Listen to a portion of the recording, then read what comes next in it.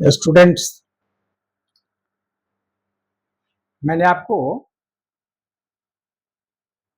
Pronoun के 4 भेद इसके पहले वाले वीडियो में बतलाया।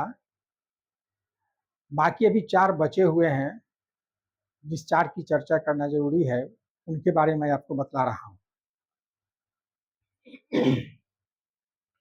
5 नंबर है relative pronoun. Relative pronoun, relate जोड़ना, कंजक्शन आपको याद होना चाहिए ना। मैंने आपको बताया था कंजक्शन क्या होता है शुरू के दिनों में।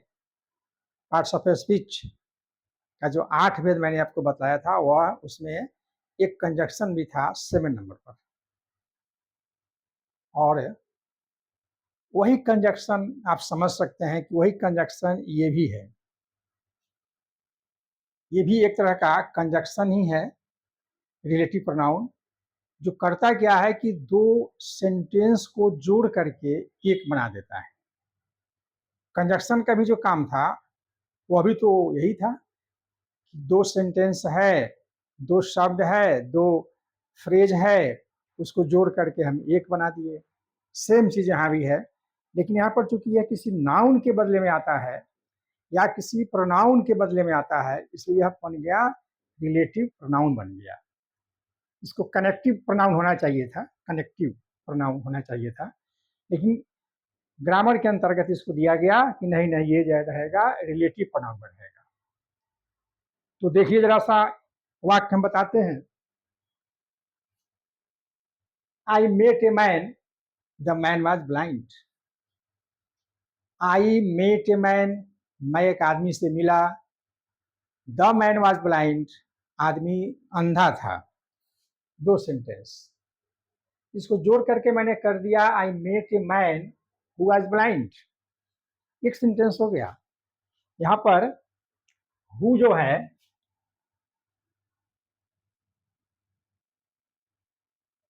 वो किसके लिए आया? ए मैन के लिए आया, और मैन क्या है? नाउन है।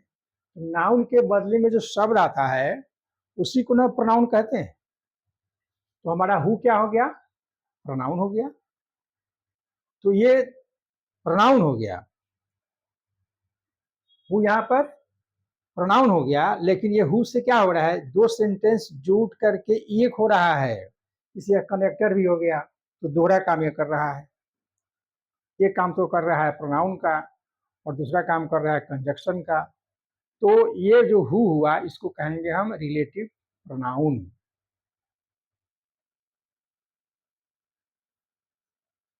यू हैव ए पेन, आपके पास एक कलम है।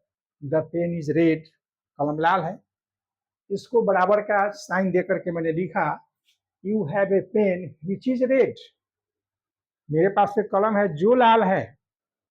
अब ये जो विच आया है, ये आया है ये पेन के लिए।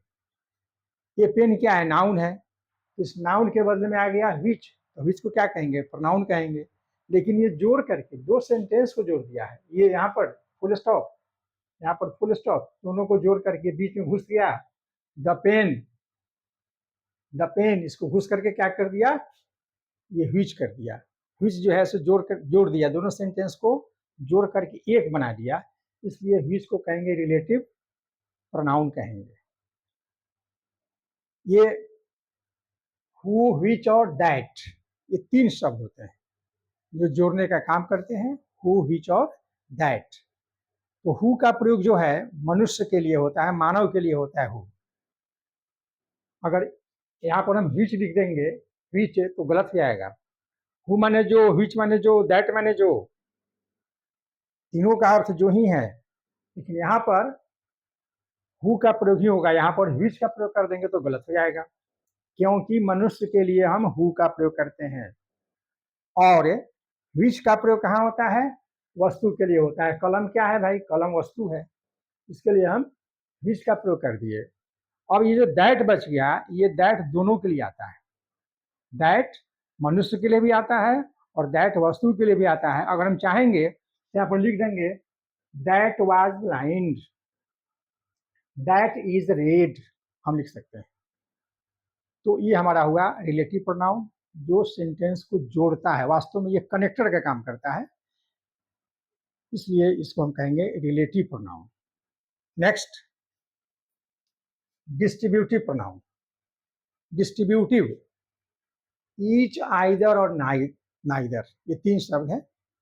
इसको इधर ही बोलते हैं, इसको नीदर ही बोलते हैं। तो ईच, इधर, नीदर, ईच, आइदर, नाइदर, ये 3 शब्द है, जिसको कहा जाता है डिस्ट्रीब्यूटिव प्रोनाउन।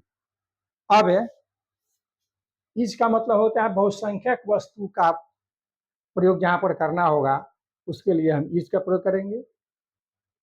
इधर का प्रयोग करेंगे दो में से कोई एक, और नीदर का प्रयोग करेंगे दो में से कोई नहीं। ये निगेटिव है, ये निगेटिव है इसका। इधर का निगेटिव है नीदर, आइदर का निगेटिव है नाइदर। तो ये हमारा हुआ डिस्ट्रीब्यूटिव।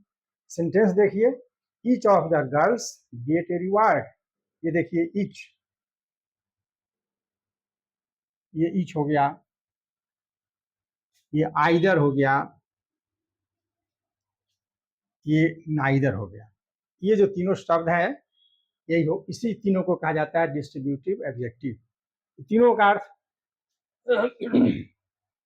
हमने यहाँ पर लिख दिया।